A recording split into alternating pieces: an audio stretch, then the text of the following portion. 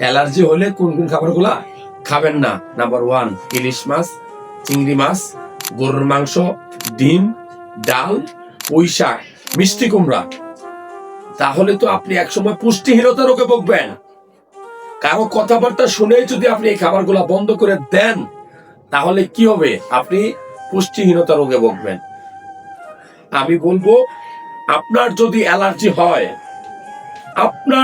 Allergy হয় তাহলে আপনি কোন খাবার থেকে অ্যালার্জি হচ্ছে সেটা আপনি ধরার চেষ্টা করবেন, নির্ণয় করার চেষ্টা করবেন।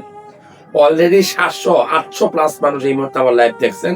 আমি সালাম এবং সেলুট জানাই। যারা ভিডিও দেখছেন, মন্তব্য করতেছেন শত শত, আমি চেষ্টা করবো মন্তব্যগুলা জবাব দেওয়ার জন্য। আমি বলবো, কারো কথাবার্তা শুনেই সব খাবার বন্ধ করে দিবেন না। সব খাবার থেকে আপনার অ্যালার্জি হবে না, যে কোনো একটা খাবার থেকে অ্যালার্জি হবে।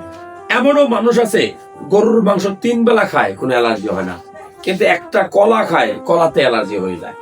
সো কারো কথাবার্তা শুনেই আপনি খাবার বন্ধ করবেন না।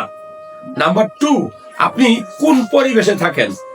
আপনি যদি রাস্তায় কাজ করেন, আপনি মাস্ক ব্যবহার করবেন, কারণ রাস্তায় যে ধুলাবালু উড়ে, ধুলোবালি, এগুলা থেকে অনেকের অ্যালার্জি হয়।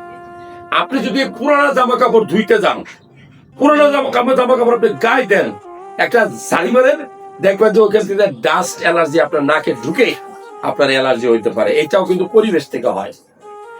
ধরেন আপনি বাংলাদেশে থাকেন, হঠাৎ করে আপনি কানাডা চলে গেছেন, বা রাশিয়াতে চলে গেছেন, বা বুলগেরিয়া বা সাইবেরিয়া চলে গেছেন, যেখানে প্রচুর ঠান্ডা।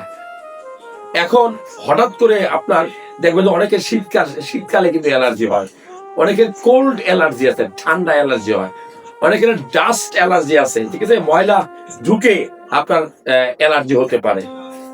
আবার অনেকের ধরেন রান্নাঘরের পাশে কাজ করে, কারখানায় কাজ করে, রাস্তাঘাটে ধুলাবালুতে কাজ করে, তাদের কিন্তু অ্যালার্জি হতে পারে।